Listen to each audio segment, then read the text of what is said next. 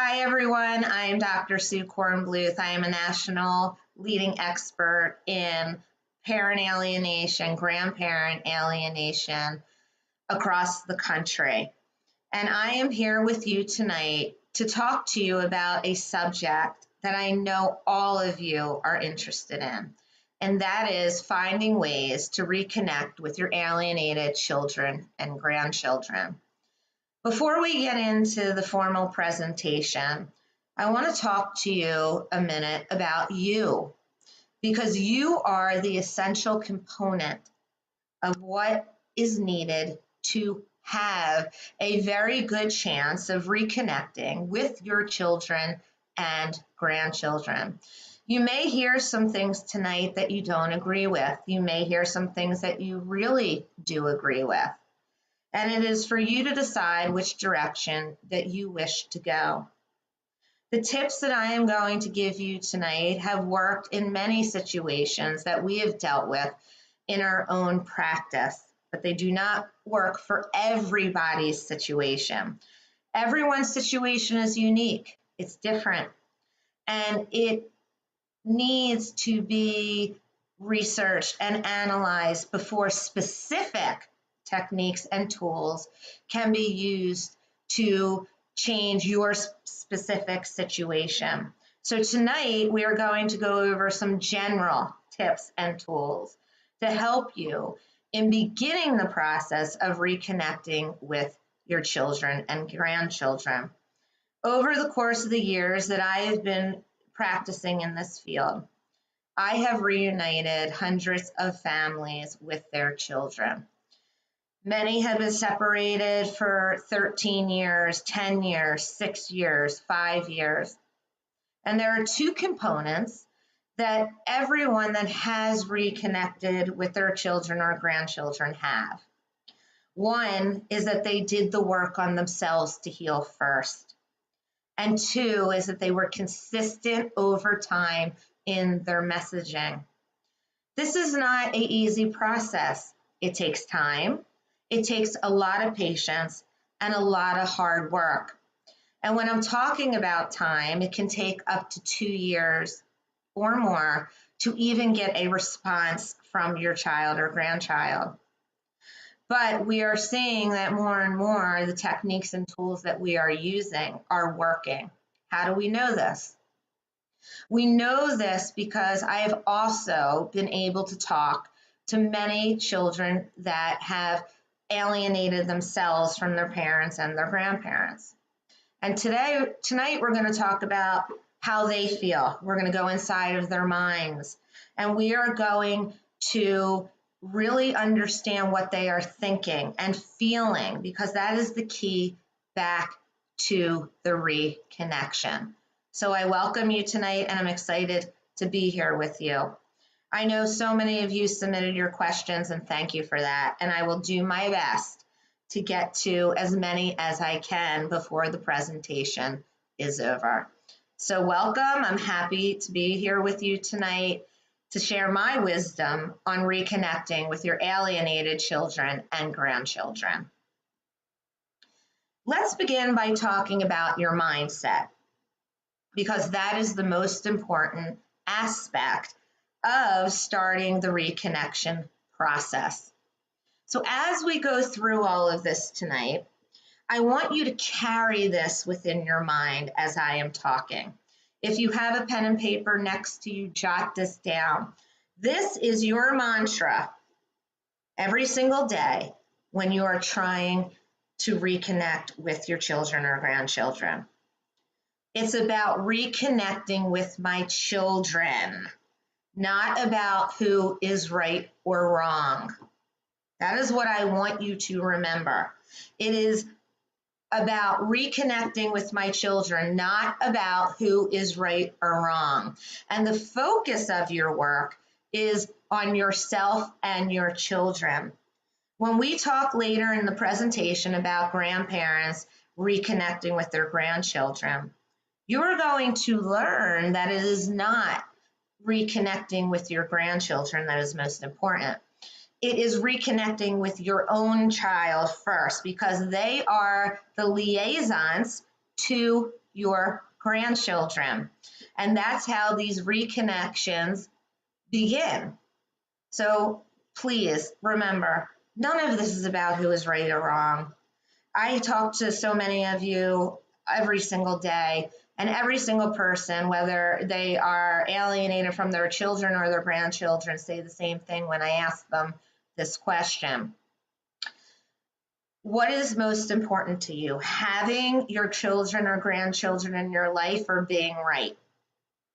And most people say having their grandchildren and their children in their lives. So I'm going to ask you right now to ask yourself that question. What is most important to you? To be right or to have a connection to the most precious people in your life? Only you can answer that for yourself. Let's talk about alienation. I'm not going to go through tonight what alienation is. I know that all of you are aware of that. For me, alienation is on a spectrum, and it goes from moderate to severe. We all know that. But these are the things that I think are most important in order to guide you on a path to healing these severed relationships. So let's go through each one of these together. The first thing that you do need to accept is that you are in some kind of an alienation period within your life. This can be years, months, weeks, whatever it is. But that is where you are. And because of that, the way that you're going to go about reconnecting is very different than if you were reconnecting with somebody, a friend that you are estranged from. So I want you to also think about that as we're talking. This is not a normal situation, although it seems very normal, doesn't it, today with all the millions of people that are suffering from this.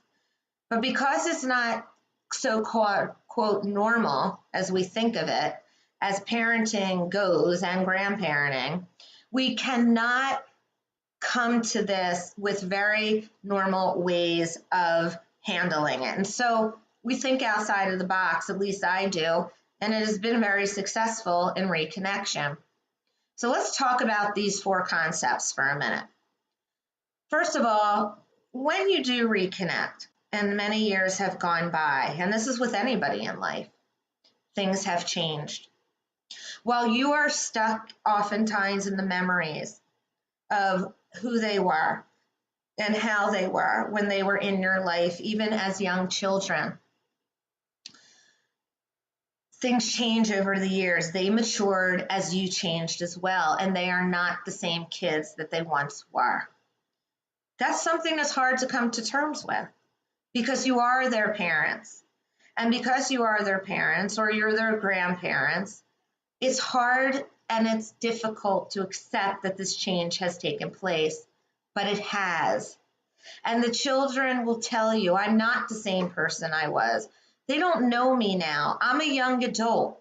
So they need to stop treating me and talking to me like I'm a 14-year-old or a 7-year-old or a 17-year-old. I'm a young adult or I'm a parent now, and I want to be treated with that kind of respect. So you have changed also, right? The person that you were changed through this process. And most times not for the better. As I know, you've often felt broken and sad and anxious and depressed. And working through that is so essential when you're trying to reach out to someone again. Because as you grow and you change, things around you change as well. The past is gone. I'm sad to say that.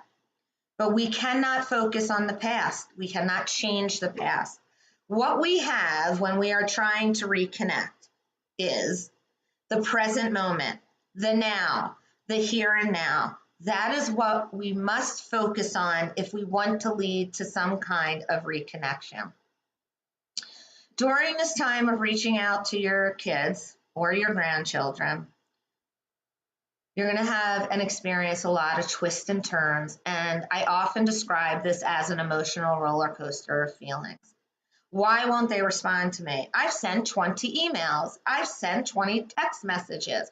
I've called on the phone. I've sent gifts.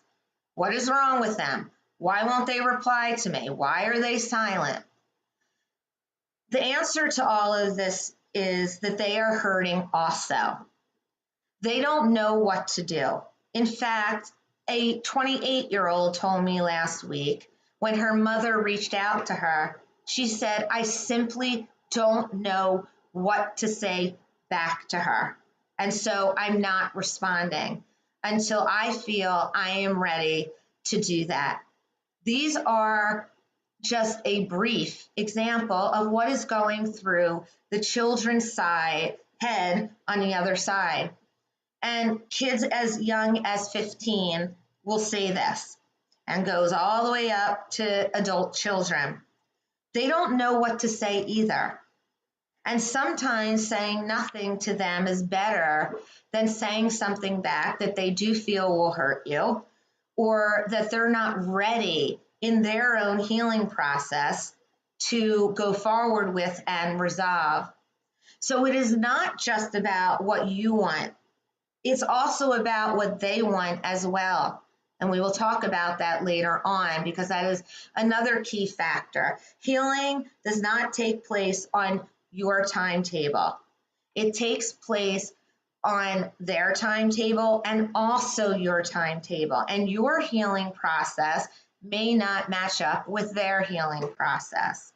So this is a slow process. It's a process of discovery for yourself and for them as well. And I know how hard this is for you because this is not the path you thought your life would take and follow when it came to your children and having your grandchildren within your life. Nobody wakes up and thinks this is going to happen. Nobody thinks that they're not going to be able to have conversations with their own flesh and blood or be able to see their grandchildren. Coming to terms with the fact that that is where your life is right now is so difficult. So I give you a lot of credit for coming here tonight. And if you are still doing some research on how to solve these issues, my advice is to never give up because I have witnessed many miracles. We have witnessed them over and over, almost when somebody is ready to give up. Then they will get a message from their son or daughter. But if you stay consistent with the same kind of messages that we will learn later on, you have a much better chance of reconnecting over time. But I cannot guarantee you, and if anybody else tells you that they can guarantee you that things will work, they won't. But what I know is that if you put in your heart and soul and you work on this, what will end up happening if you do not reconnect, you will become stronger. And that is half the battle here. Your relationship with your children usually do not go back, and we don't want it to go back. You shouldn't want it to go back. You can hold on to those memories, and I would hold on to them and keep them in your heart. But going back doesn't usually work. We want you to move forward and accept that whatever connection may come, that is what it will be. Because once you push what is coming to a level where the other party is not comfortable, you can push them out of your life. And we're here to help you sustain that. So here are some keys to reuniting with your children.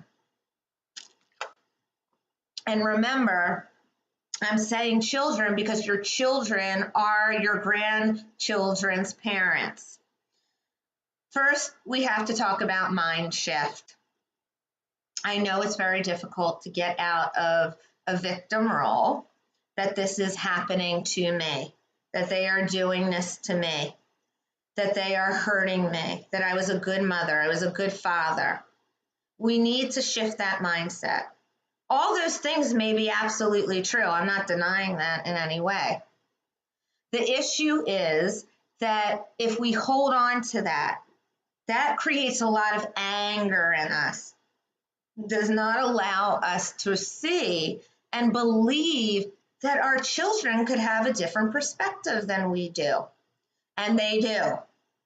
And that is something that we really do need to focus on, that their perspective is different than our perspective.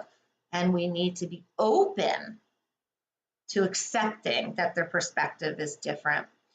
So I'm asking you today to shift your mindset. It takes time to do this, but it is a really great technique to use to get you into the mindset that I'm going to try a different path here. I'm going to open my mind. I'm going to take a different road to see if I can create change in some way with my alienated child. Let's understand your children's motives here. They have their own perspective, and it is different than yours. If I watch a movie and you watch a movie and we watch the same movie, and then after we have a discussion about it, and we're discussing a character in the movie, I may have a completely different interpretation on what went on between those two characters in the movie that had an argument. And you might have a different perspective from me as to what went on in that conflict within the movie as well. That is because we are two different people and we have different ways of seeing the world and seeing conflicts in life. It is the same thing here. Conflicts are not resolved through more conflicts. They are resolved through listening, acknowledging, validating, and having compassion for one another. I have never solved a case or reunited a parent, a grandparent with anyone without those 4 factors.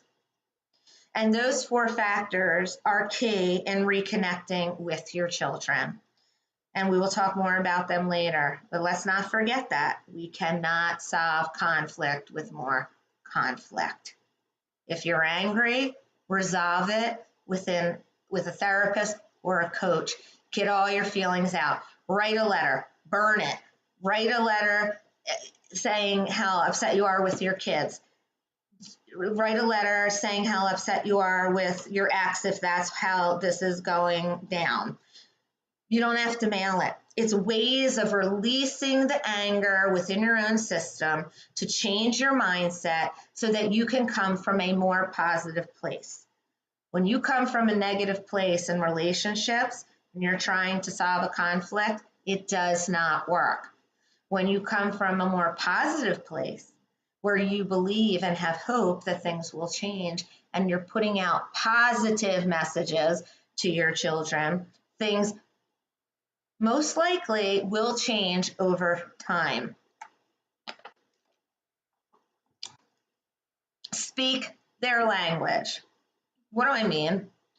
What I mean by that is they are wanting to hear specific things from you. Again, I know this because I'm hands-on.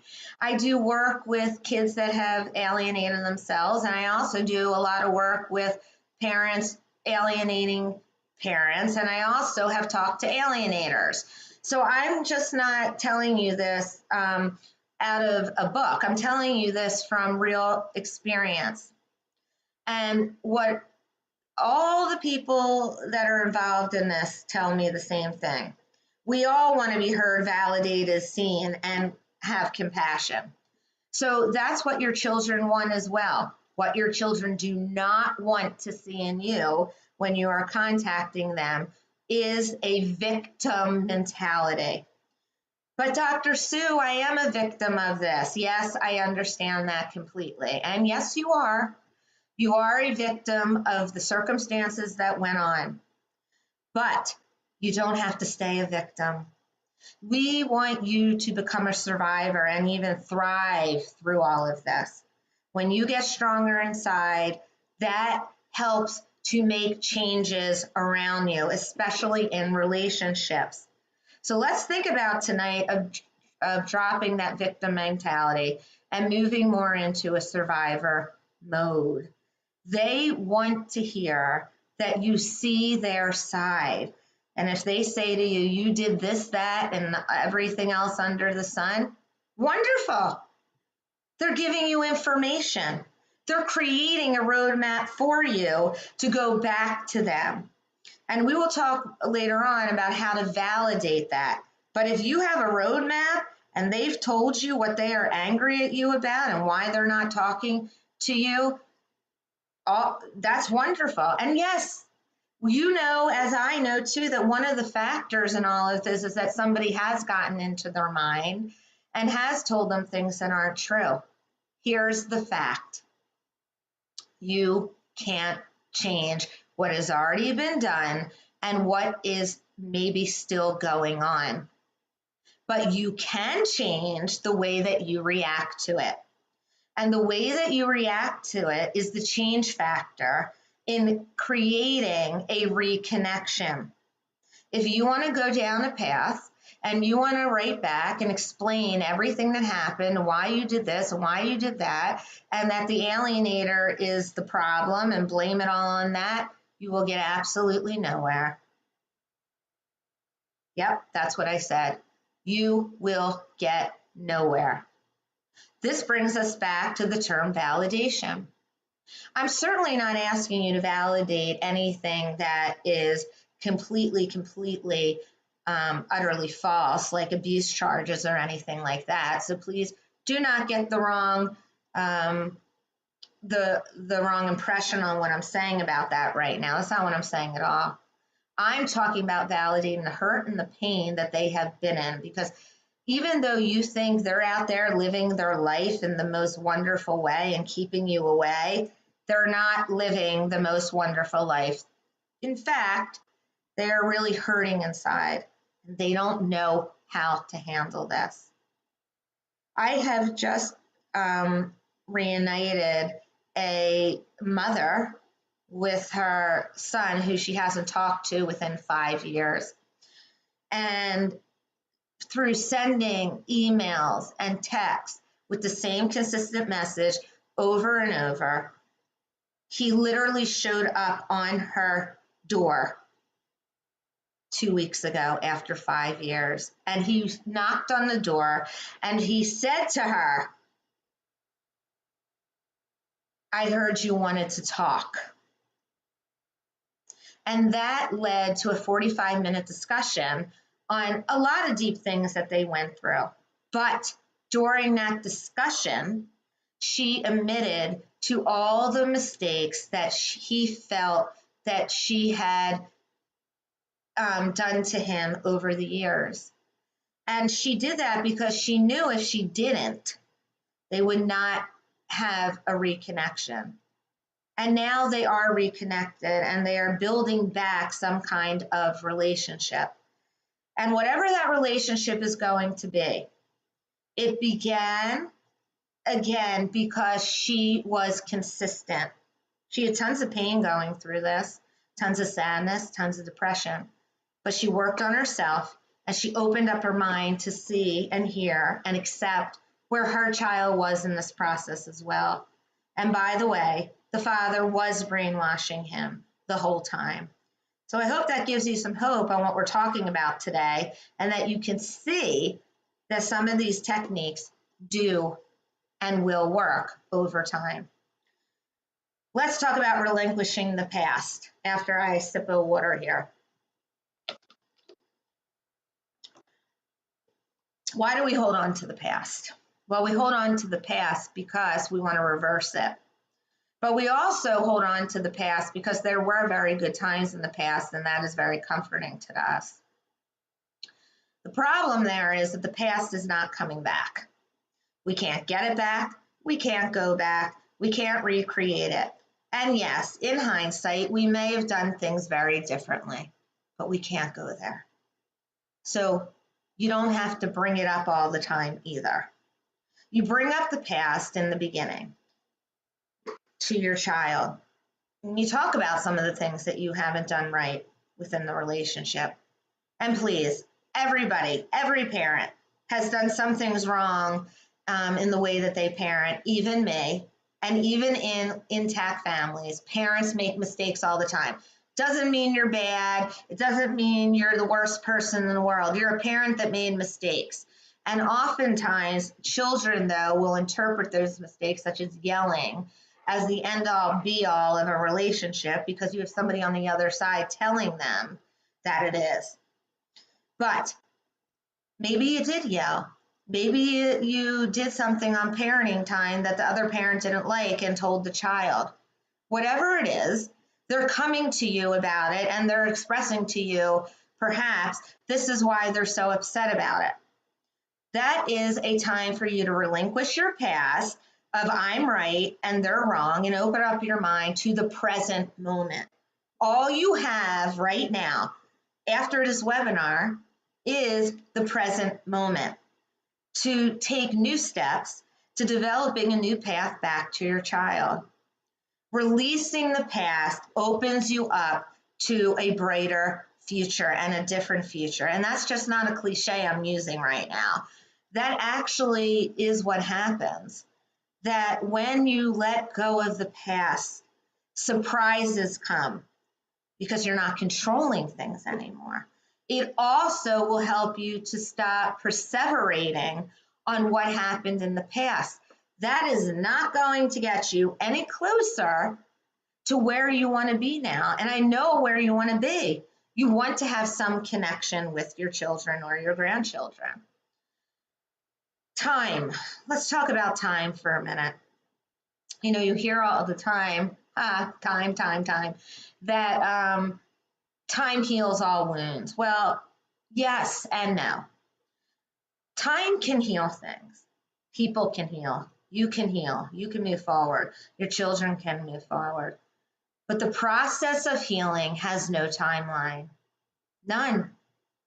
So you can be healing at your own rate, and you could feel that you're in a place now where you're going to go to your children and your grandchildren, and you feel wonderful and positive, and this is really going to change. But they're not there yet because their healing has no time. And maybe their time period is 3 years, or maybe it's 10. I don't know. It could be 2 weeks. But that is not for you to determine. It is for them to determine. Okay, so that is basically the foundation of how to create change. Now we're going to talk about actually creating the change between you and your children. First, I talked about a little bit about this at the beginning. I want you to start with letting go of your anger. Anger blocks. You see the big B there?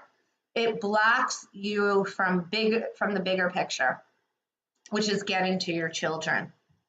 Everybody that is on this call tonight and is listening, I can make a pretty good guess that you are carrying tons of anger. Not everybody, but some people. Anger is the road to disaster when you're trying to reconnect with your children. I want you to think about letting go of your anger towards your ex, and I want you to think about letting go of anger towards your children. These are the two people that usually people carry the most anger towards. Or if you're a grandparent, it could be your child and the son-in-law or the daughter-in-law, or whoever the partner is. But that is not helping you to move forward in this process of reconnection. So if you want to let go of your anger, find ways to do it. That is step number one, because it will hold you back every single time from getting to the next step, which is actually writing to them and reaching out to them. No one can create change within their own life if we are still holding on to anger, because you're not coming from an authentic place to reconnect with somebody. You're coming from an angry place. And even though you're saying to yourself, but I'm not angry anymore, I think there probably is a part of you that is. You're angry at the way they've treated you. You're angry at the way you've been disrespected, so on and so on.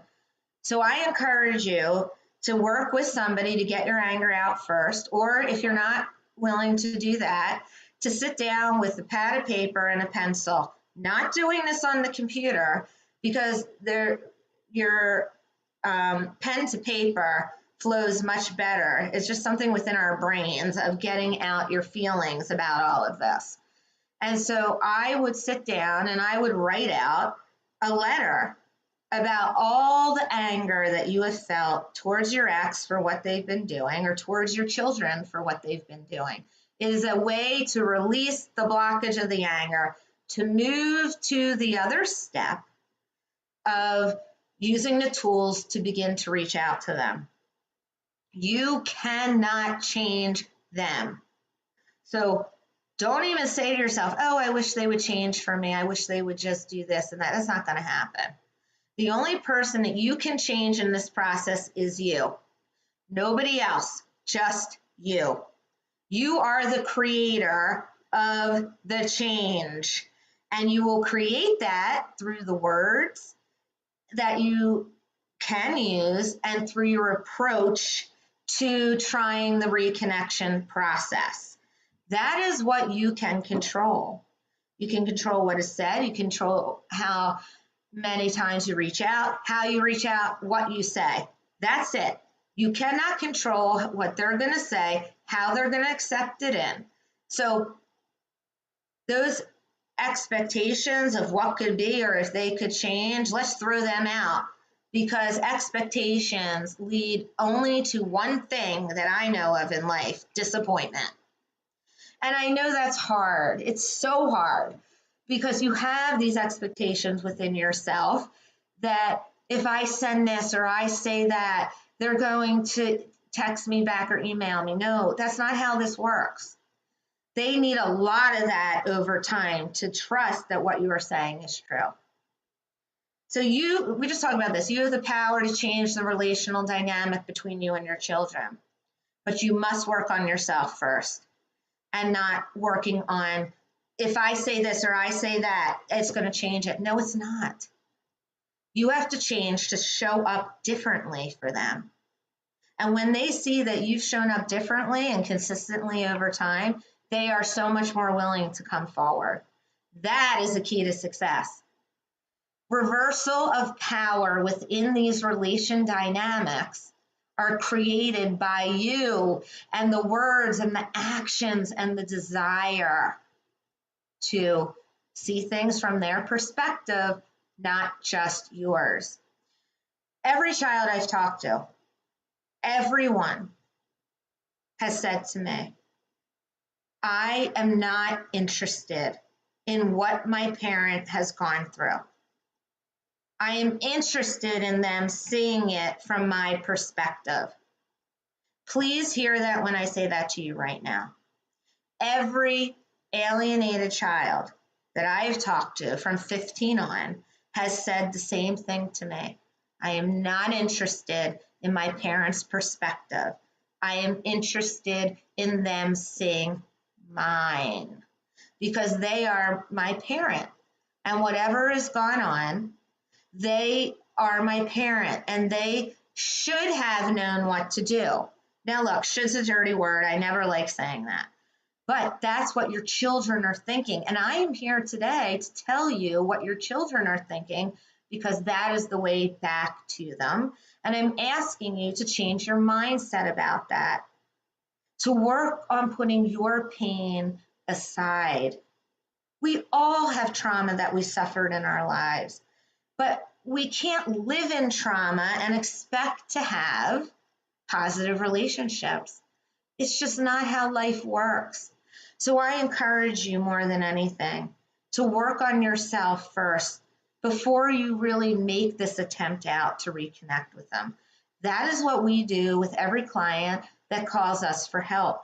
We work with them on their feelings first, because you're very important in this.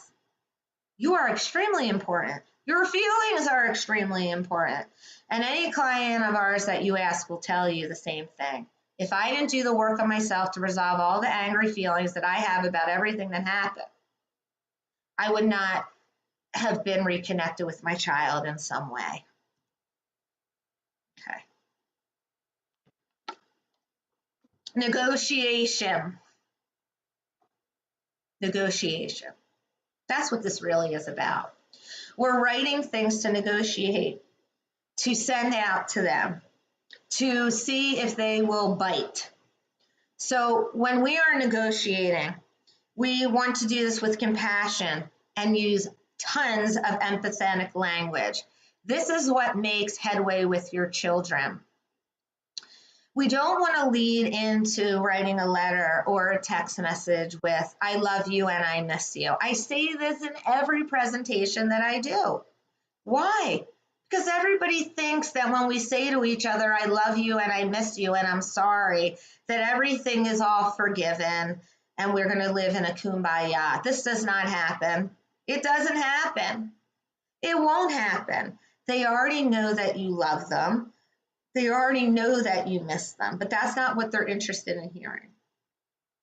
They're interested in hearing certain things such as, if there's an area where you can take some responsibility, meaning I'm writing to you today because I know that I have not shown up in the best way possible when you have come to me and brought me the complaints about how I have treated you. That is what you put in a letter. And then you go through that. I've recognized that you are in pain, and I've also recognized that I have contributed to that in some way. Then you can say that you're sorry. Because again, this is what they believe. Right, wrong, or indifferent, it is what they believe. And the truth, honestly, lies somewhere in between that. Because everybody has their perspective about what has happened here. But if you want to remain in a rigid state of mind where you're right and everybody else is wrong, be my guest. It's not going to move you further into your children's lives. It doesn't work that way. That's why they're so rigid, because they are waiting for you to identify specifically what you are sorry for. This reminds me of another case that I worked on where I'm working with the mother. She was a targeted mother, and we wrote to her child because she admitted she did some things that weren't so great along the way.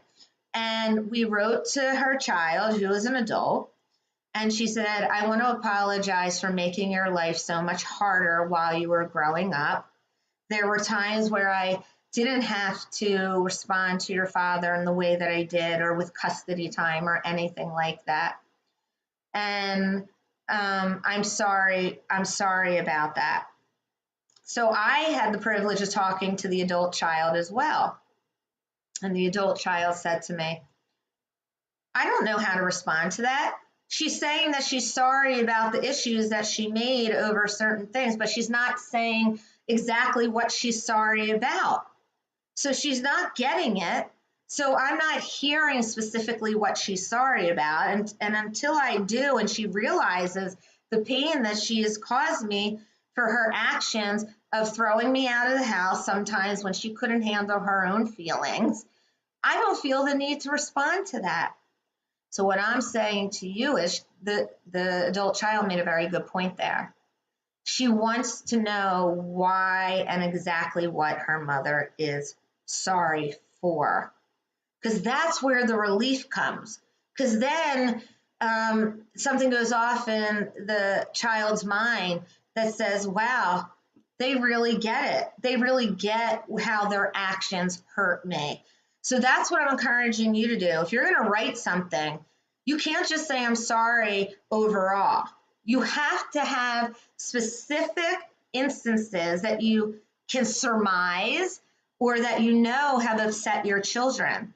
And then you want to make an attempt to apologize or reach out to them about that.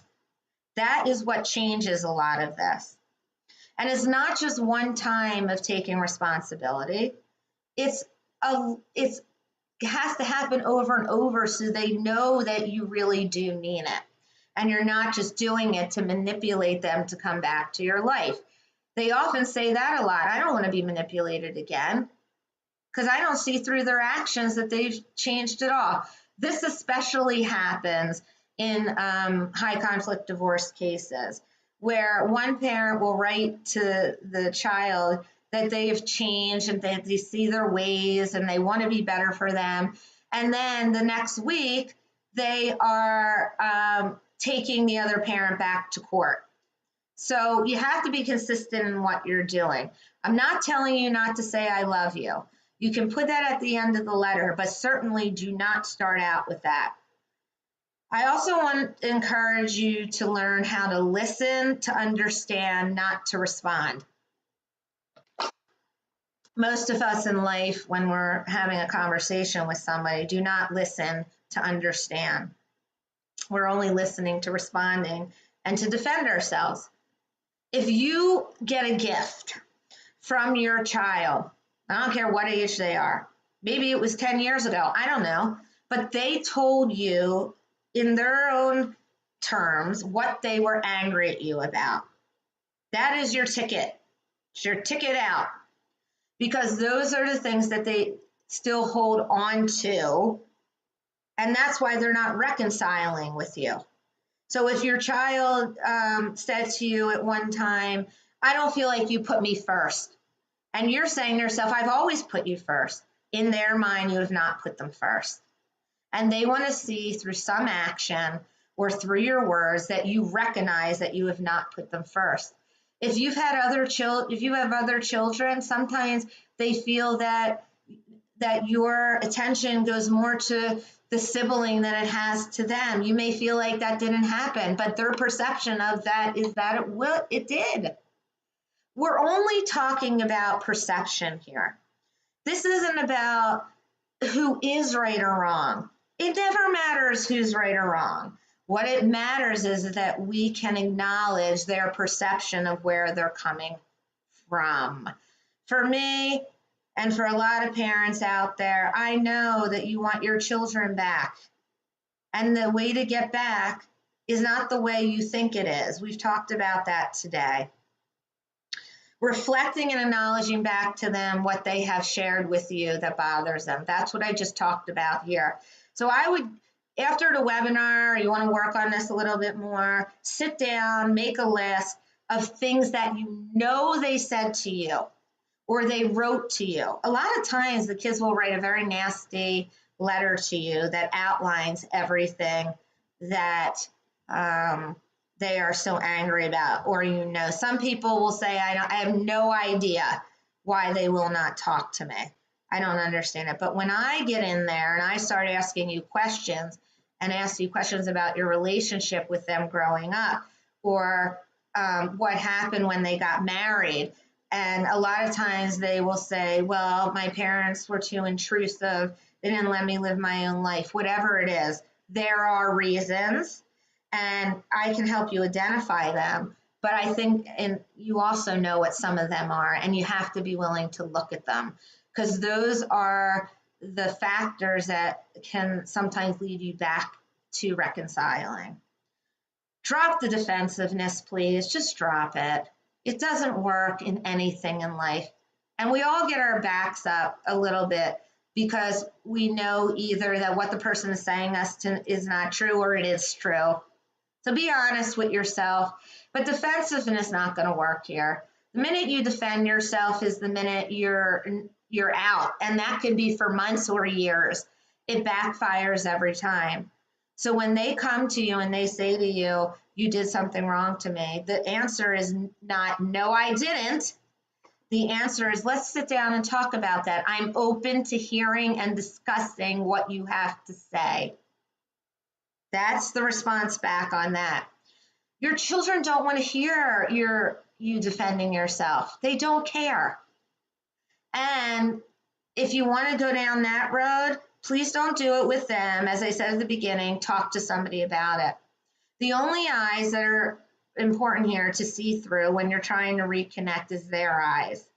Hopefully later on when you do reconnect with them, that you two will be able at one point in your relationship to sit down and really talk about this from each other's perspective. But please remember this, that your issues were not with your child. They were with your ex. That is what they were with, especially if you're going through a divorce. And when you're going through grandparent alienation, that can be the same thing too, because your ex could have put things in their minds that aren't letting you near your grandchildren.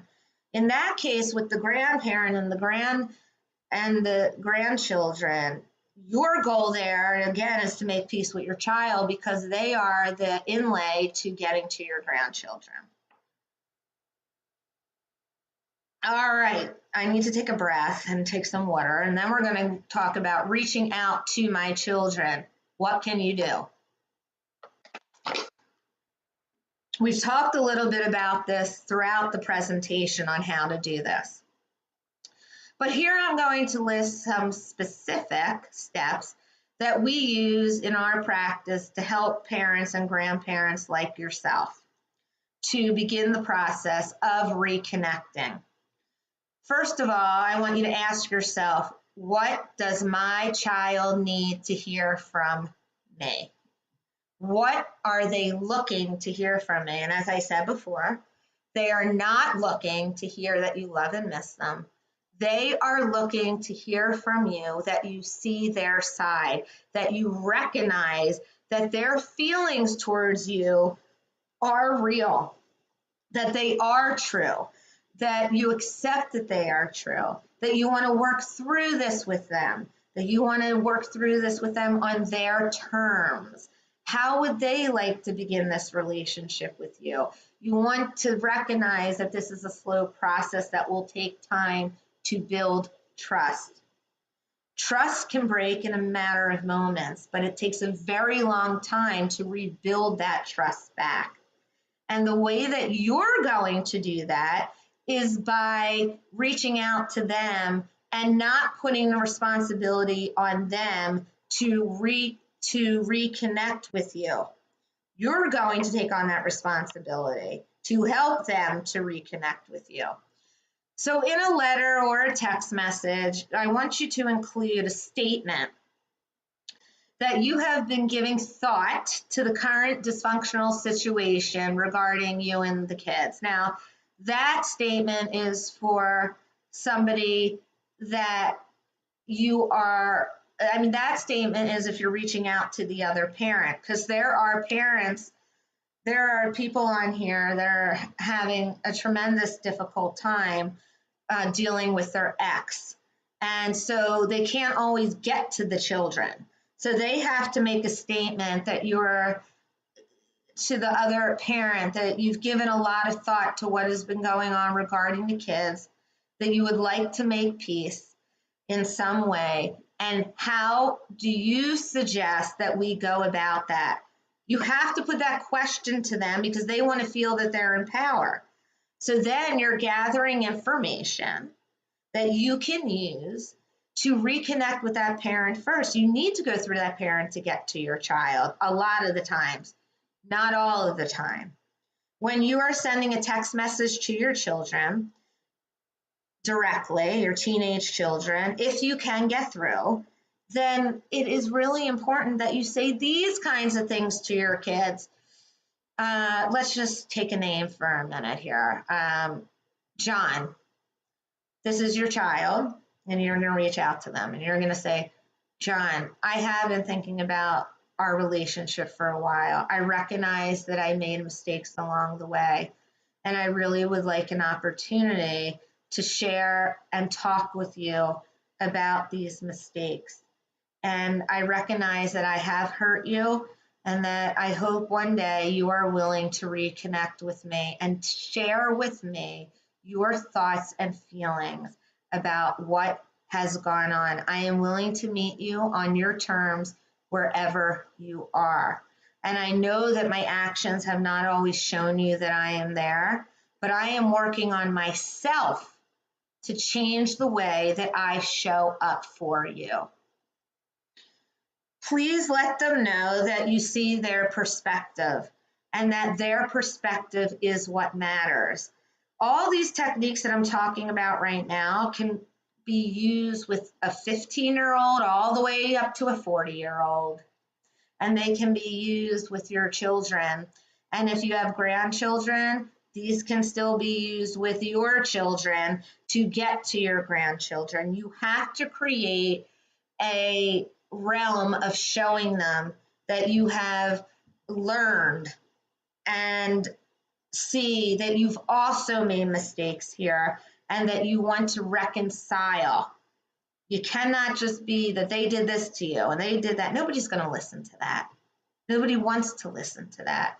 It takes two parties to get into conflict. It takes two parties to get out of it.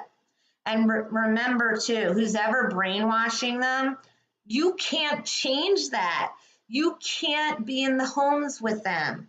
But what you can do is reach out to them and tell them that you're here and you're open. You are open to seeing things and listening to them and making changes for them. That's all the part about validating their feelings. You have every right to feel that way. It took me a long time to see that, but I am here now and I recognize it and I want you to know that. Things like that are really good to say. Apologize for how they perceive you. What do I mean by that? Well, I'm not asking you to apologize because you think that, a lot of people will say, I'm not apologizing. I wasn't wrong. I'm not going to do that. Okay, you don't have to. But what I'm saying to you is you're apologizing for how they perceive you, not necessarily what the truth is. And this is how you solve relationships in all areas of your life. You have a conflict with somebody because they see your actions as hurting them, whether it's right, wrong, or indifferent. They see that, and they're not going to come around until that is acknowledged. So hold that in mind. You're right. You may not have hurt them in the way that they're saying, but if you want this person in your life, you're going to have to share with them that you do see that and have that compassion, empathy for them. You are going to gain control back here because now you are guiding the process of reaching out in a much more compassionate way. And that is what changes all of this. Remember, as I said, you're not going to change them. You're going to change the way that you are handling this situation. All right, now I'm going to move on to a section on grandparents and grandchildren, because I don't think people are really aware of how you can reconnect with your grandchildren. It is not your grandchildren you are reconnecting with, but it will lead to that, in my opinion and my approach, oftentimes, if you do this. And what I'm going to talk about right now. The tips I'm giving in this section as well will also help parents that are trying to reconnect with their children. So everything kind of goes together. I know how to do reconnection in one way. I also have a lot of tricks in my toolbox. But the one thing I know in reconnecting people is it's about hearing, listening, showing up, and changing your actions. So this goes on no matter what kind of reconnection you're trying to make. It is very, very upsetting to not be able to see your grandchildren. And I understand that, but most times you're not seeing your grandchildren for what reason? Because you don't have a good connection with your own child. That's why. And so recreating some kind of connection with your own child is what leads you to your grandchildren. Your grandchildren are just being used as pawns here to keep you away. And you can go to court and you can file for grandparents' rights. I haven't seen that in my practice being very productive. If you have been successful there, I give you a lot of credit. But over time, I really haven't seen that.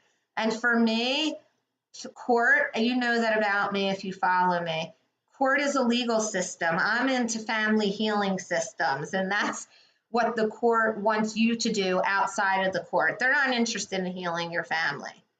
They're interested in making a decision on something that you bring to them, and then it's up to you to heal it. If there are problems between you and your adult child, the parent of your grandchildren, it is extremely important that you build a new relationship with your adult child. They are the gatekeeper. What do I mean by that? They are the gatekeeper of your grandchildren. So in order to get to your grandchildren, we have to go to the main source, which is your child. So whatever issues have gone on between you and your children, that's what you need to address. Many times, and we'll see a little bit later because I always talk ahead of myself with these PowerPoints, is that they will accuse you of being overbearing or controlling, or you're not respecting that they are the parents and you are the grandparents and you're giving unsolicited advice and things like that. These are all the issues that they don't want to deal with you with, so they are pushing you away and not having you near their children because they don't want to repeat, or they're telling themselves, I don't want to repeat the same relationship that I had with you. I don't want my children to repeat that with you. That's what I'm trying to say.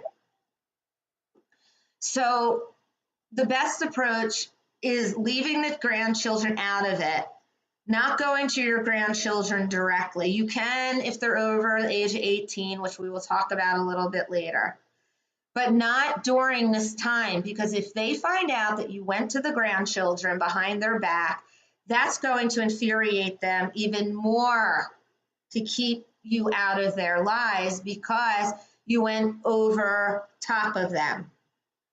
And it's always an effective way to resolve family disputes with understanding and compassion. Again, not with conflict, not saying who is right or wrong. I have a right to see my grandchildren. They're going to say, these are my children, and I'm going to decide when and who sees them. That's their mind.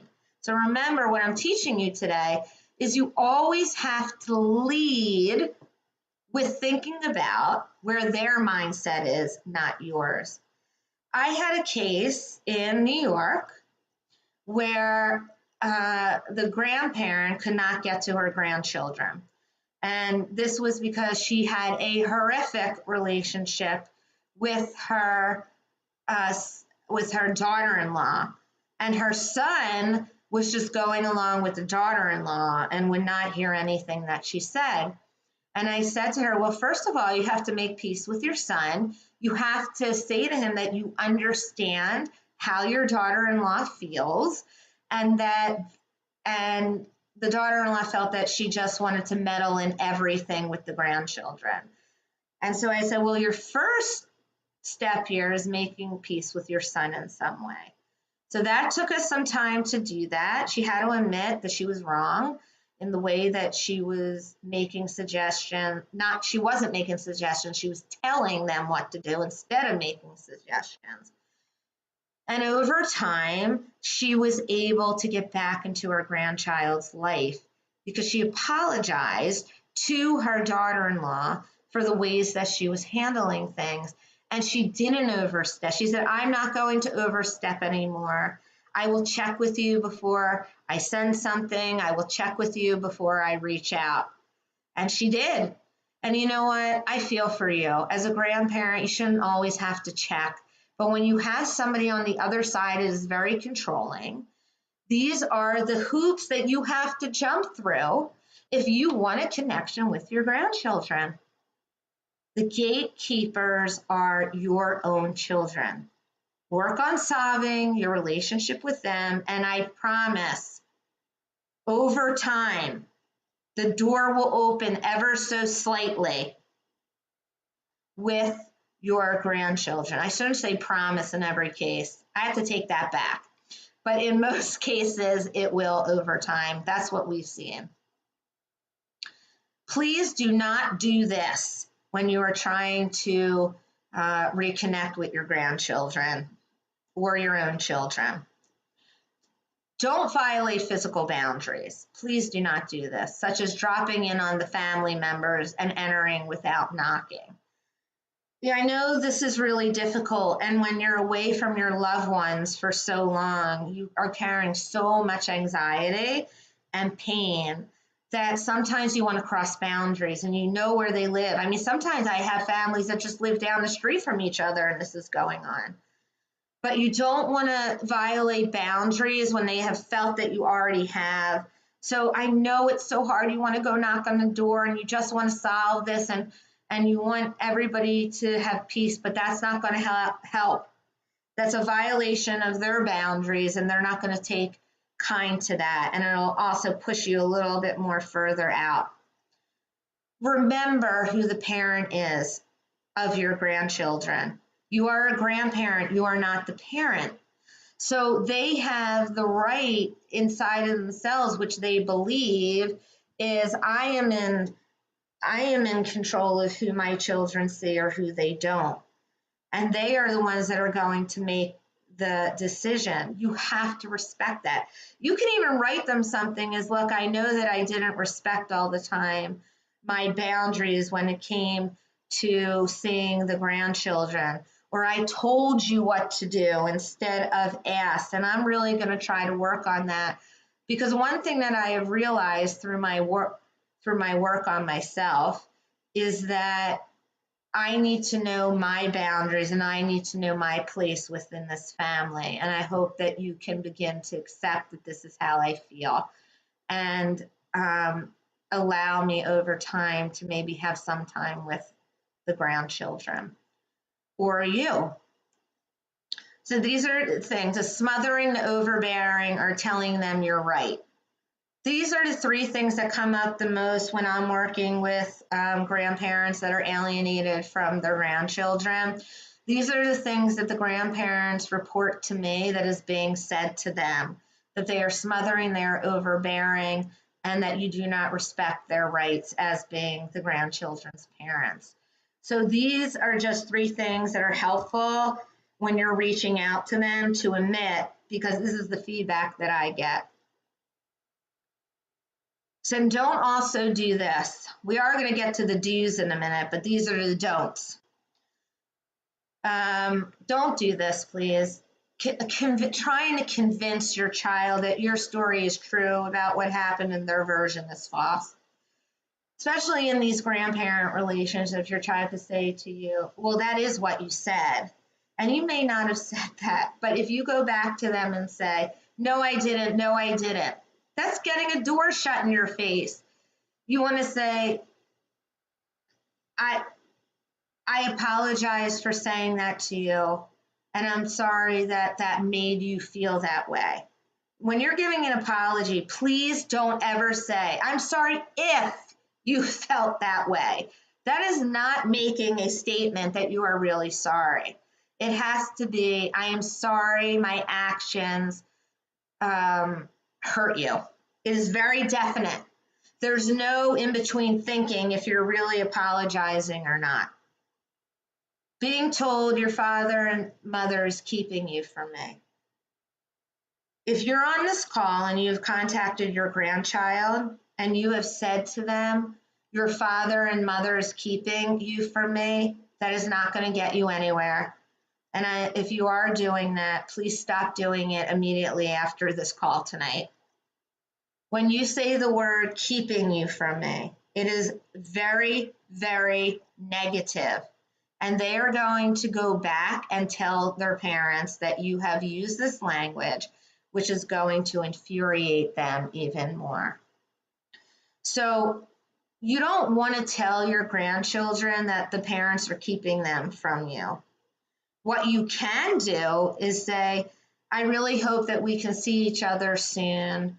The older kids, you can say, I know this is really difficult. We do want to be there for you, and we are going to try to work out this with your parents. But please do not, when you say to your grandchild, your mother and father are keeping you from me, you're degrading their parents. And that's not going to go well. It's just like the same thing we tell in alienation, right? You don't talk bad about the other parent to the children. Unfortunately, I've seen this many times, and I know you're not trying to do this on purpose. And if you have, forgive yourself, because we all make mistakes.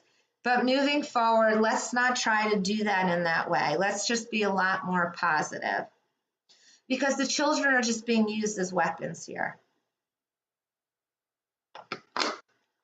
Also, when you're trying to solve a conflict between your child and you, don't say things such as, I know that if we just talk and you listen to me, I can explain all of this. They don't want to listen to you, and they don't want to talk to you. They want you to hear them. Hear. See my ears? Hear them. They want you to hear them, and they want you to validate them.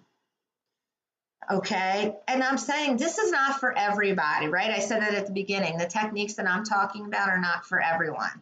What I'm saying is, if you choose this path of resolution, which I believe works in tons and tons of cases because I've seen it, then this is the path that you're choosing to go down. And if you have to apologize or say some things that aren't always true, remember this. It's their perspective, and that's what you're validating. Or the best one I hear all the time. How could you do this to me? They're not doing it to you. They are doing it because they believe in what they feel is to be true. And they are doing this, they feel, to protect themselves. They are not doing this to you. They are doing this to protect themselves. That little change in what I just said there really helps so many people to move forward in a positive way. They're not doing this to you. They're doing it because this is how they feel. I hope that was all helpful.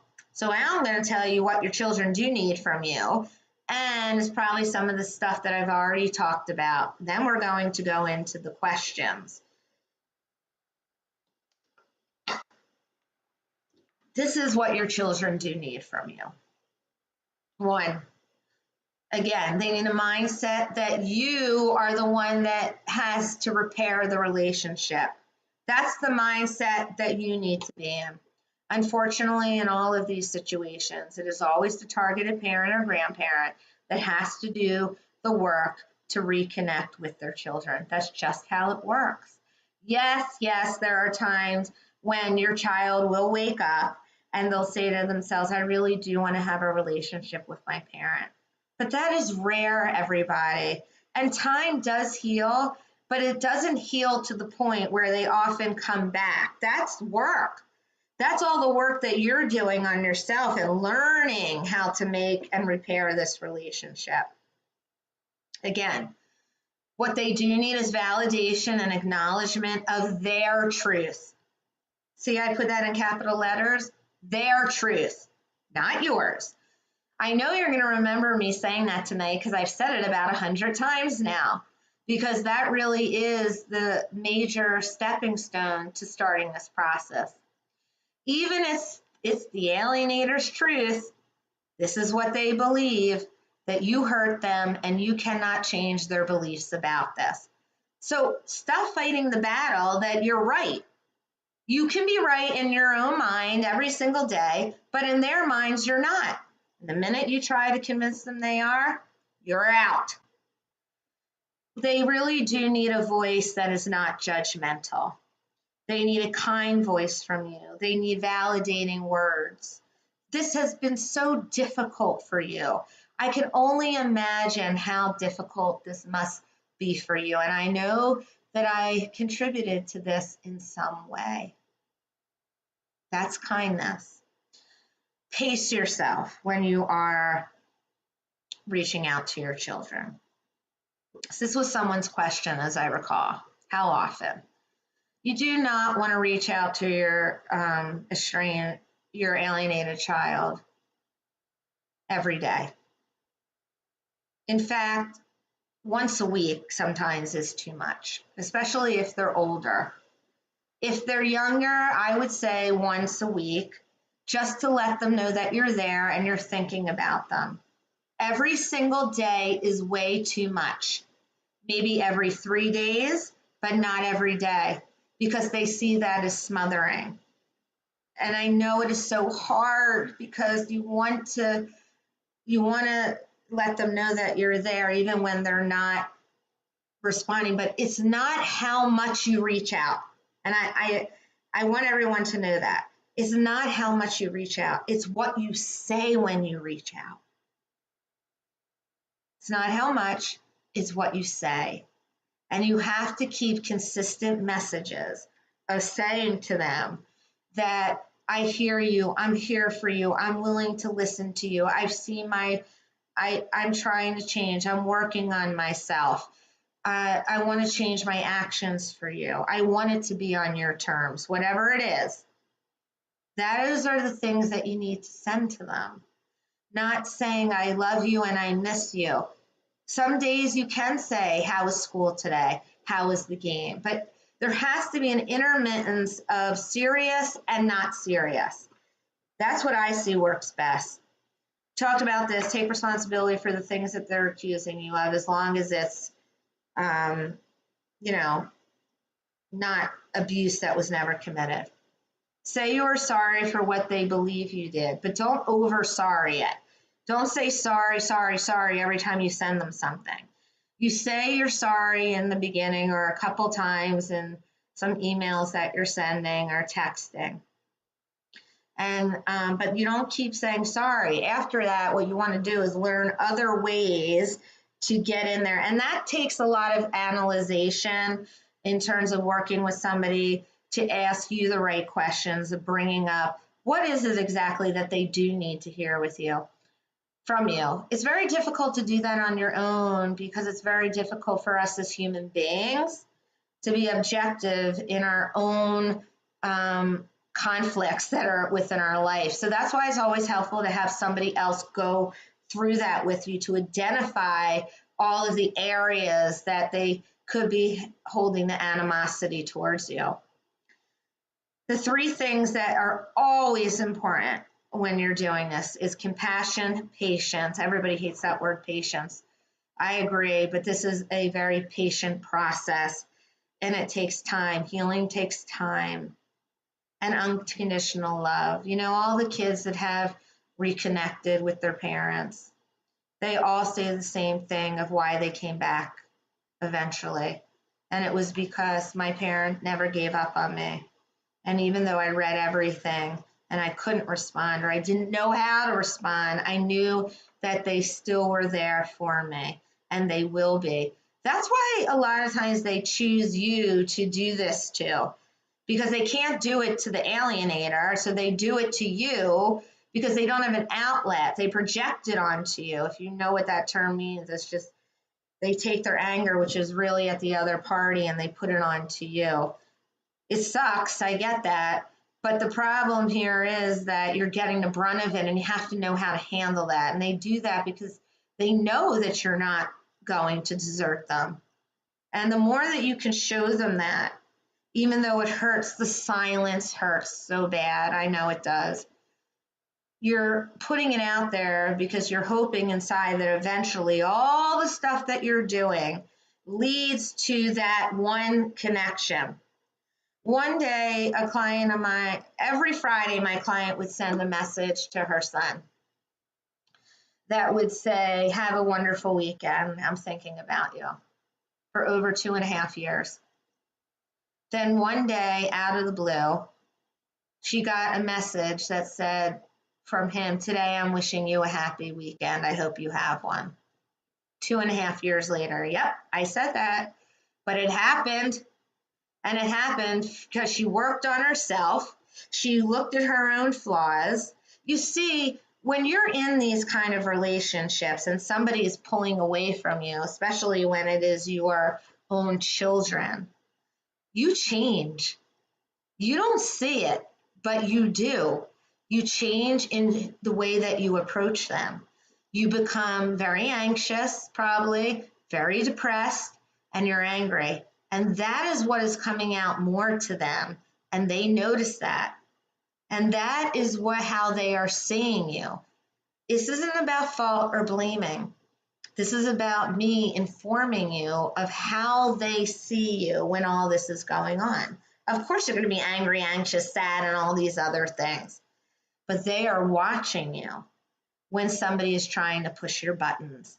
And so this takes a lot of self-control and a lot of self-awareness and a lot of work on yourself to learn how to stop yourself from showing your children how you're really feeling inside, because they pick up on everything of that, interpret it, they write it down in their head, and that's exactly what they continue to look for.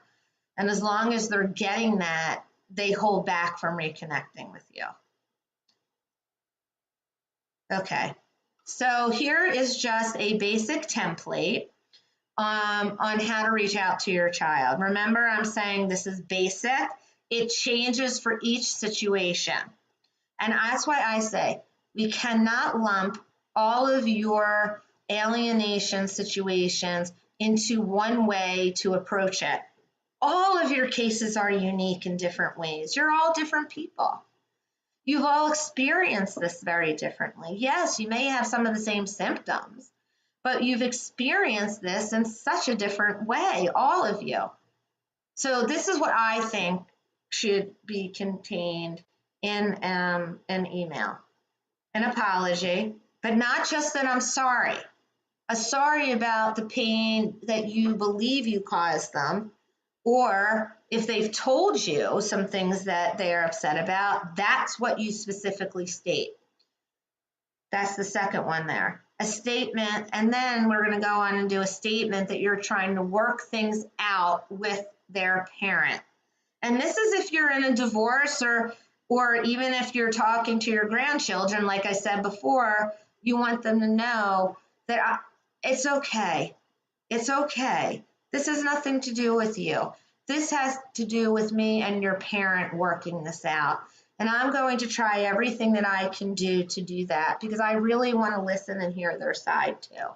And I know that I made mistakes as well. You want to take building back the relationship slow. I mean slow. This goes like a snail crawling, and it must be on their terms. Please put this in your emails. If you learn nothing else today, your closing line that is important to you is, I am willing and open to do this on your terms in any way that you choose. It has to be on their terms, not on your terms. And then also say, what do you need from me to make this better? Then it becomes about them. It does not come about you. Then these are some of the best tips that I could give you to opening up the door to reconnection. But again, you're not going to just write one letter and they're going to come back and say, oh, this is lovely, let's go out to lunch tomorrow. No, this is a consistent way of reaching out over time. And every time, it cannot change. It has to look the same. It has to feel the same. You have to acknowledge and validate. I know this sounds exhausting, and it can be, but if you have help to do it and you learn the specific ways to do it, it becomes part of your routine. But nobody, including me, will ever say that this is not exhausting work. It is. But when you can step in and you start seeing a little bit of breakthrough, that just catapults you to wanting to do more and more. Remember, you cannot change them, but you certainly can change the dynamic of what is going on by changing yourself and learning how to reach out.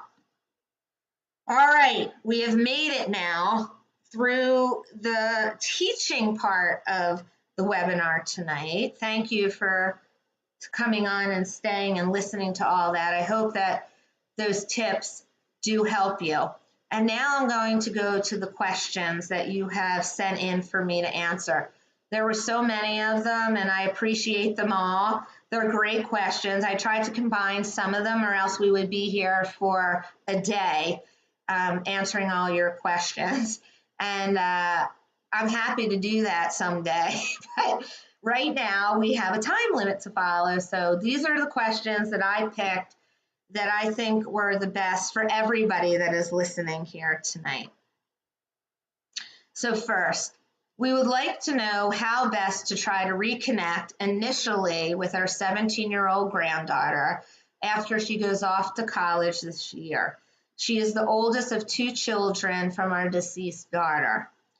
We have not seen the children since 2014 after failed legal attempts in years prior to that. We have had a very close relationship with both children, but we are aware that they have been subject to alienation and psychological abuse in their current family situation. First of all, I'm very sorry that this has happened to you. It's been a very long time, since 2014.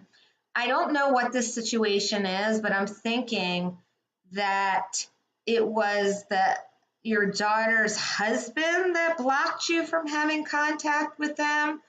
That's my guess. I'm thinking that a good way to start here, if you haven't done it already, is trying to make peace with their father, and really try to identify what the father is saying about you and why he will not let you back into their lives. That is one road to take, and that's probably the first thing I would suggest here. And I'm figuring the failed legal attempts. I would not try to go legally in this matter at all anymore. I feel a lot of times that's a waste of a lot of money and energy, because the courts just want you to work this out amongst yourselves. If you do have a way to reach out to your 18-year-old, well, she's 17 now, right? With our 17-year-old granddaughter after she goes off to college. There's 2 things that I would suggest here. If there is a way for you to get in touch with her now, through text. And, sometimes they say that you're blocked and you're really not blocked. So I always encourage people to reach out through email or a written letter or a text message. And I would say to her something like this: we have always thought about you and loved you and wanted to have a relationship with you. We are hoping that as you go into college, that we can open up the door here and have some connection with you in a way that you are comfortable with. We are open to anything that you suggest, and I hope that you will get back to me. That is the best way to start that conversation, and hope that while she is in college, that she will get back to you. It depends also on how much control this other alienator has on her. Just because kids go off to college, I know this is people's hopes that they're going to come around, but it does not happen that way all the time. But there's consistency. You can tell them a little bit more about what happened. Don't badmouth the other side at all. But just keep focusing on that you wanted to be there, that you want to try to start something. Is there anything that I can send you? Can I help you out financially in any way by maybe putting some spending money or sending you spending money once a month? Anything that you can reach out and suggest that may help her to come forward would be what I would suggest there. Okay. I hope that was helpful. The next question. The court ordered reunification counselors would not take my case because they didn't believe counseling would be successful at this time due to my 13 and almost 18-year-old not being willing to participate in the counseling. They only met once with each family member and did not make an attempt to evaluate whether or not it was in fact a case of parental alienation. Do you have any input on what course I might pursue to overcome the alienation? This is another very good question, and I thought applied to many people. The court is not going to reinforce you getting help for your children or your family. I'm really sorry to tell everybody this. I know that in your mind you have this idea that they are going to, but they are not. They will make a suggestion to have reunification counseling or to get your children into counseling, but they are not going to reinforce this. I see this in every state. I don't know where you live, but it's in every state, even in the state that I live in. So what I suggest here is that you're not off that. Oh, the other thing before I say that is you cannot force your 13-year-old and 18-year-old to go into counseling. That will backfire every time. I've seen that over and over where children will write back to them. We're fine. You don't need to force us into counseling. And if you do that, we're not going to respect you or talk to you, or we're going to cut you out more. That's because they don't want to be controlled in any way, right? And they think that there's nothing wrong with them. Counseling is not always the way to go. What I feel in this case, and in most of your cases, is that you need to work on yourself first. You need to learn how to reach out to your children in a way that they can hear you first before you can even get to therapy. If you're not talking to your child at all and you just want to go to therapy with them, that's going to backfire because you're going to go into a hostile environment with a child that probably is hostile, and it's going to cause more conflict. Your first goal is trying to get back into your children's lives on your own first and establish some kind of connection. That's what we help parents do. If that leads to therapy down the road, great. If it doesn't, we can't force that, and either can you. And the thing is, too, everybody, the courts around the country are still not recognizing alienation for what it is. They are a legal system. They are not a family healing system, as I said. So that would be my suggestion if you're going through a case like that. You need to work at this to get to your children in other ways first to open up communication. Not going to the courts to order therapy that they do not want to participate in. They see that just as another way of you controlling them to do what you want them to do. So that's my response to that. I hope, and that's my response to anybody that's thinking about that. And you know what? The courts aren't great on following up on these evaluations, and it takes so long to get that done. And then they make the recommendation, and they're not going to enforce the reunification therapy. Work on yourself, work on learning how to open up the language and dialogue with your children or with your ex, like I said before, and that is what will lead you back.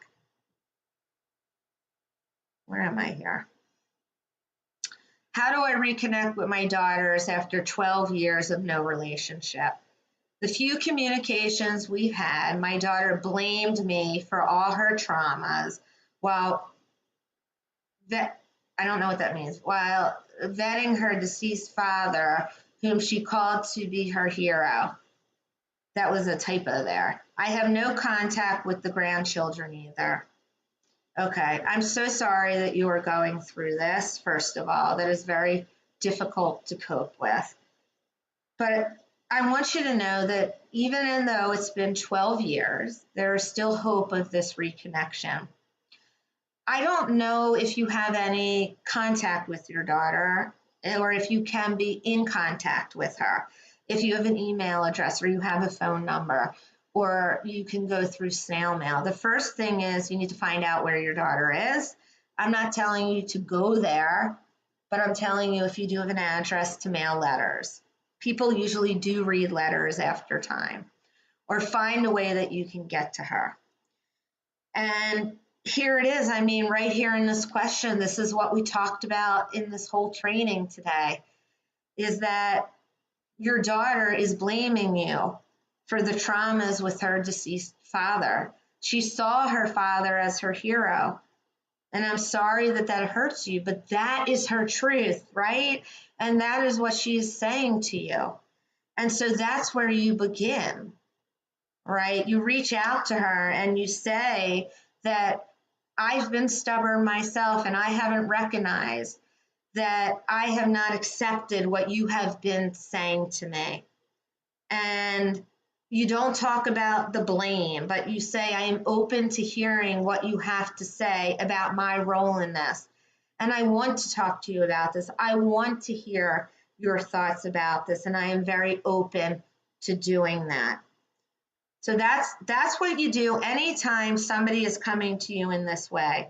There is no reason after 12 years that reconnection cannot take place. I talked about that before. I reconnected somebody with her son after 13 years of not a word. But it happened because we saw things from his perspective and we kept going back to him about that. It takes a lot of courage, everybody, to do this work, to get yourself to this mindset. But once you're there, you will see a change. I'm guessing that most of you have tried the same methods over and over and you're banging your head against the wall and you're getting nowhere. That's called insanity. And then you got to say to yourself, that's time for me to try something new.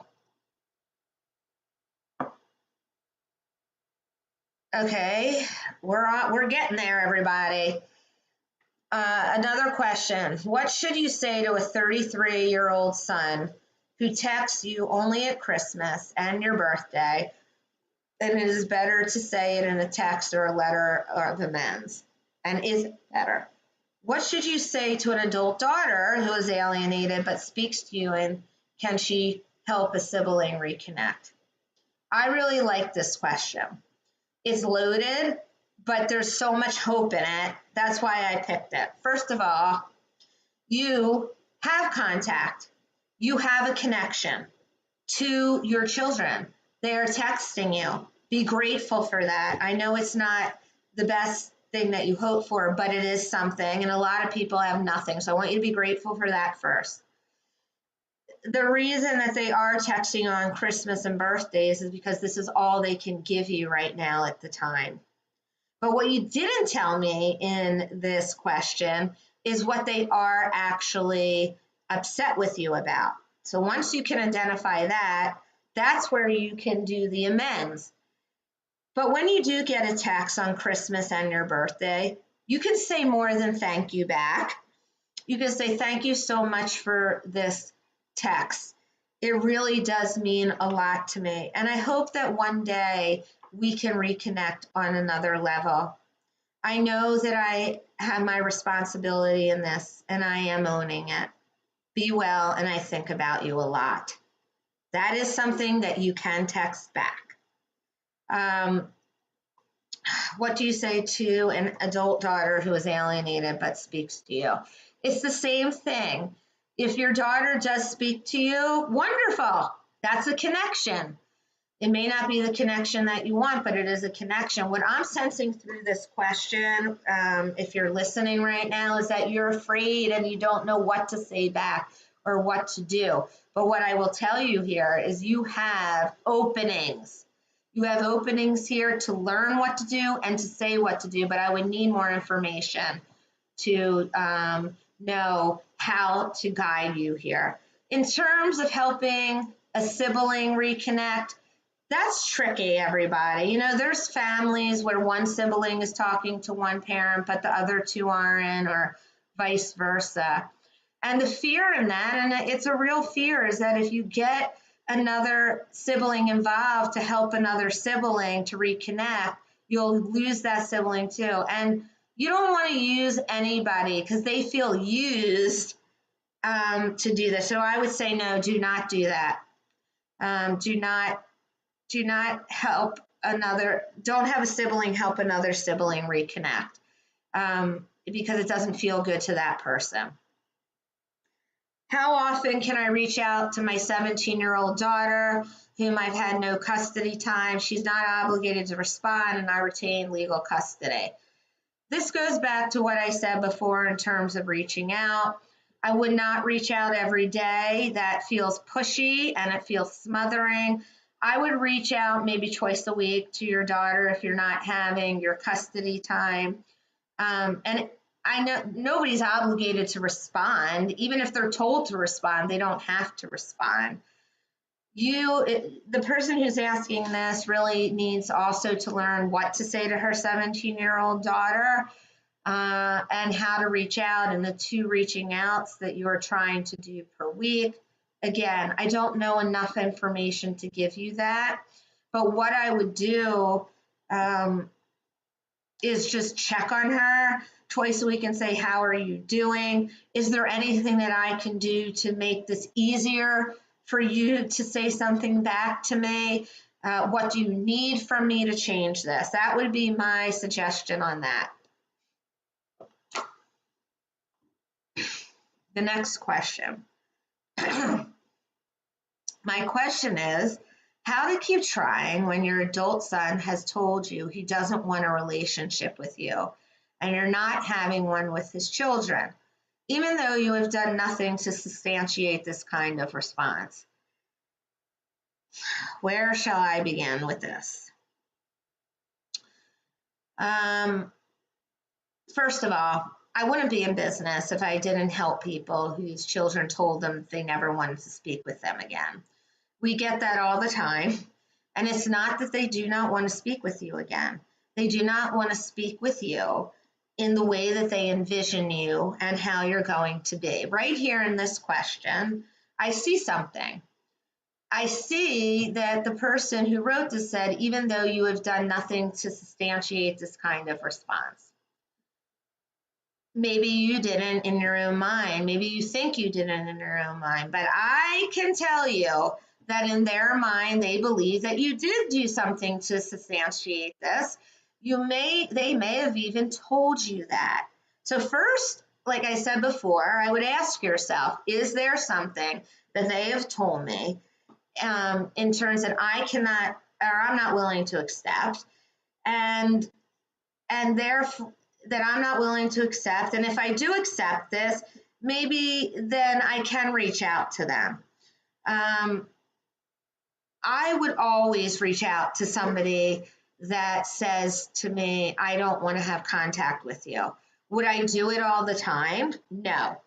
But I would say to them, I understand that you do not want me to reach out to you, but how can I not when you are my child and I love you? See, I use love there, but that is in a different context. How can I not reach out to you when I love you? I recognize that I may have done some things wrong. Can you help me figure this out together where I made mistakes with you? That is something that I would suggest to you. The next question, I was wondering if there is an appropriate time to address situations where the kids promise and plan to do something with the targeted parent, grandparent, and then fail to follow through. Such as, I love you, but I don't like being stood up. Or do you just need to forgive, ignore the behavior to salvage the connection? I don't want them thinking it's okay to treat people in this manner, but have little influence to teach them much in their lives right now. I love this question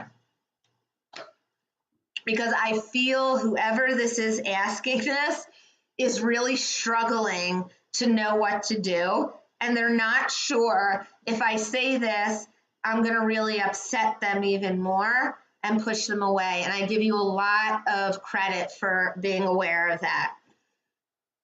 First of all, that makes me see that you do have some empathy for what is going on here. Here's my answer to this.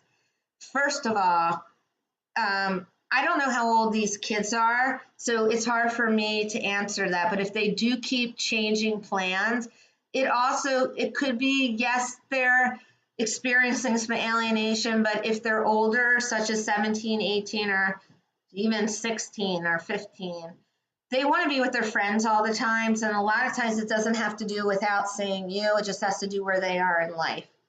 However, yeah, I would say I love you. I wouldn't say I don't like being stood up. That's a negative, okay? Because if I love you, then why are you angry at me for standing you up? And the thing is, with kids like that are already caught in the middle with the parents and you, they don't know what to do, okay? They don't know to show up or not to show up. So I would say instead, I love you. I would really like to see you. Was there a reason that you couldn't make it today? I'd be happy to reschedule. Yes, a lot of times in your second part, you have to have a mindset of forgiving and ignoring. Sometimes I would bring it up, as I said, first in that way. It doesn't feel threatening, and see what happens from there. but you don't want to have any blame. Also, it's very difficult. They're never going to listen to you because you're not a disciplinary person in their life. And in fact, they will reject that more if you do discipline them. They're struggling so much already with what is going on. They don't need more piled up on them where somebody is disappointed in them. I am sorry for what you're going through and how much this hurts, but they are so confused and don't know what to do. Hope that helped. Let's see here. What do you recommend I do or say to help my situation? My story started approximately 10 years ago, and my two daughters are now 24 and 22 years old. It has been since 2014 since I've seen our daughters, and all my emails, texts, and phone calls receive the silent treatment as a reply. Well, this goes along with a lot that we've talked about already. I am so sorry that this has happened and you are getting the silent treatment. But let me remind you that there is always hope in a silent treatment. People talk about the silent treatment in such negative ways all the time, especially if we're talking about narcissism, that people use this as a technique to control you and punish you. That is true in some cases, everyone, but not in all. It's not. Sometimes people don't respond because they don't know what to say, and they feel shameful themselves. So silent treatment is many things. Silent treatment also leaves the door up for not being silent. If you're not getting back from your children when they are being silent, please don't contact me again after you've sent many attempts and I never want to speak to you. To me, it's saying there's something that you're not hitting on here with your 22 and 24-year-old daughter, that you need to figure that out and approach them in that way. And then maybe that will open up the door to it. But they're not responding and giving you silence because you're probably not hitting on the issues that they feel need to be addressed. And I don't know what they are in your situation, but that's what I recommend to you to try to find out, or based on your relationship with them growing up, those issues are probably the reason they are not responding. Any tips or advice when your child starts cutting you out of little additional parts of their life? I'm not sure what little parts they are cutting you out of, but what I can tell you from this is sometimes this is a slow way of the alienation beginning. And it's good to jump in here right away and ask questions. I love asking questions. If you ever want to tell somebody something, please don't. Don't say to them, I'm telling you what you're doing is really upsetting me. Do not ever do that. Nobody likes to be told. But what you can do is ask questions. So you could say to your child, I've noticed that you have been doing some things and I haven't been involved in them in certain areas of your life. Is there any reason why this is happening? Is there something that I can do to make this easier for you to have me there? That is the best advice I can give you on that. Woo. Wait a second, I don't know where I am. Oh, wow, peeps, we got a lot to go. All right. When the only avenue you have to communicate with your child is through a text you send to someone else who forwards it on, how can you soften your child's heart and convey to them what will help? Especially when your child is now engaging in risky behaviors and you have no authority over any of it anymore because the 16-year-old child has discovered they can engage from parents and become part of the system. So they can disengage from it. This is a tricky question. Here's my thoughts on this. Going through another person to get to your child is always complicated because the messages are usually not given in the exact way that you intend them. I think the only message that can be sent through this person to your child is this, that your parents' door is open.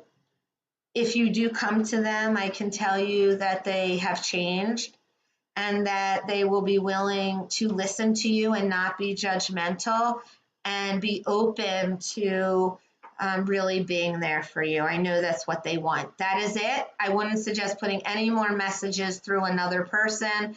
You're dealing with something here that just cannot be delivered in the right way. And I know that it's a way of getting to your child, but if you are going to use them, please use it in a very generic way, because usually people won't come back from talks with somebody trying to convince them to. How do I get my child to respond if she has already blocked me on her phone? I only have my son's house phone number and possibly his email. How do I get through to him after he turns 18, which is next month, and probably moves to college? He won't give me his cell phone number. I addressed some of this in the question before about reaching out to your child or grandchild at 18. Look, here's the thing with blocking that I've learned over the years. Sometimes they will say that you're blocked and you're really not blocked. Sometimes you are blocked, sometimes they will open up the block. So just forget about the blocking for right now. There are other ways to find avenues. Maybe you can find an email address at college to email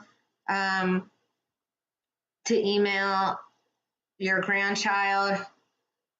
But here, look, this is what I talked about through the whole presentation. This is really about you and your son working through this and solving the issues that have gone on between the both of you. If he's not going to give you your cell phone number, then you're not going to be able to get that. And if you did get the cell phone number, right, they probably would block you because they feel like you have crossed the boundary. The work here needs to be done between you and your son. Moving along here, how do you tell an adult child of severe alienation who comes to you at age 22 and asks for a counselor to figure out what happened to him as a child? I have always heard you don't, where did that go? Oops, sorry, okay. I have always heard you don't give them a book, etc., about parent alienation because it can backfire. I'm afraid he will think I'm taking sides against his mother, who is a severe alienator. Do you know anyone in Alabama who counsels adult children? Thank you. This is a really great question. And first of all, let's give the adult child a lot of credit for coming to you, obviously someone that he does trust, and ask for a counselor to figure out what happened to him. That's wonderful. It's the first step in this. It shows that he's open to healing. And that's what you should do, is find a counselor who works with adult children who have been severely alienated. And that's his first step in doing this. There are people around the country that work with people to help them through. It doesn't have to be in your hometown of Alabama. We do it, so you can contact us, and there are other coaches as well that do it as well. Books are great, but when people read books, it's about general things that have happened. Again, it's not your situation. So really, in this respect, please guide him towards talking to somebody about this. This is the first step, and you are not there to take sides. You are there to guide. Good luck with this. Moving on, my question is how to deal with my daughter-in-law, who makes the center and importance of their lives and her family. Our family is on the periphery and of little importance, and this is what our grandchildren are learning. I'm afraid that this is my grandchildren are learning by seeing a house full of photos of her immediate and extended family. Their entire lives revolve around her family, and we can't even have a family vacation, and she can't even leave on the 4th of July because she has to be home with her family. I just want our grandchildren to know that we love them and wanted to spend more time with them. I'm worried that they will forget us when they grow up. I believe I already talked about this previously when I was talking about a case that I worked on that was just like this. I'm sorry that you're going through this and you're not seeing your grandchildren. The issue in the work here is with your son, who is married to your daughter-in-law, or if you have access to your daughter-in-law, we need to figure out what are the issues that your daughter-in-law is holding against you and go from there. I don't know how old your grandchildren are, so if you want, send me a personal email after this and I will get back to you on this. But this really is about you coping with the relationship that you have with your son and healing that first. Next question. I do get to see my kids a small percentage of the time, but they are always mean and hateful to me. Their mother does not let up in drilling hate into them. If word gets to their mother that one of them warmed up to me, they end up being worse the next visit. Is there anything I can do, even though as long as they are living with their mother, they have to be mean for their own survival? Well, again, this happens a lot in a lot of families. What I like in this question is that you said at the end, they have to be mean for their own survival. And you're right, okay? So I appreciate you looking at that. Look, we cannot control what your ex does. And it seems from what you wrote, she's more interested in hurting you and your relationship with your children than she is about your children, the children overall. I don't know that for sure, but it seems like that. I'm going to recommend that you continue to take the high road, that when they are mean to you, that you come back and you say things to them such as, I understand that you're angry right now. This is a lot for everybody to adjust to or handle that is going on. And I'm going to accept your anger. I'm going to continue to be here for you, no matter if you're angry at me or not, because you didn't choose to be in this situation, but you are in it, and I understand that. That would be my recommendation. Also, during transitions, when they come to your home, allow them time to adjust when they do come into your home, because they don't want to be bombarded with questions or activities. They need time to adjust from coming from one home to the next. I haven't seen my grandchild for 5 years as my adult child and I don't speak. There it is right there. I don't need to go on anymore.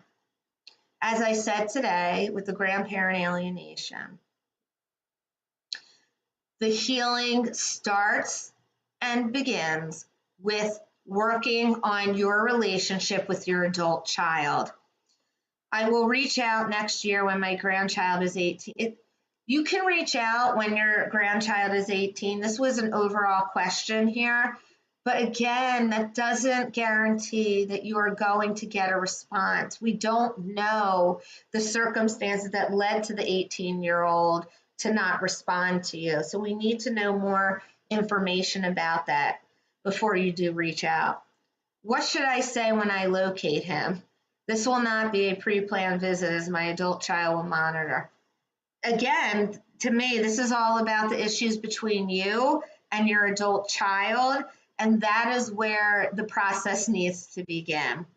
And as I said before, what needs to be said is, I don't know what has gone on over the years exactly. I know there were issues, and I really would like to find a way where you feel comfortable having me in your life, if that is a possibility for you, and ask them what it would be. All right. I got 2 more, and I'm over time, but I'm going to stay here with you, and I'm going to answer them because this is important. My 17-year-old daughter was alienated from me by her borderline mother and her narc partner. I did not see her for the last 3 years. Every night I send my daughter a message saying that I love her and my door is open. I never receive a reply, although I believe I am not blocked. My 20-year-old niece has recently renewed contact with my daughter and suggested I write a handwritten letter to my daughter. She offered to deliver the letter the next time she sees my daughter. What should I say? Sorry you're going through this. I know this is really difficult.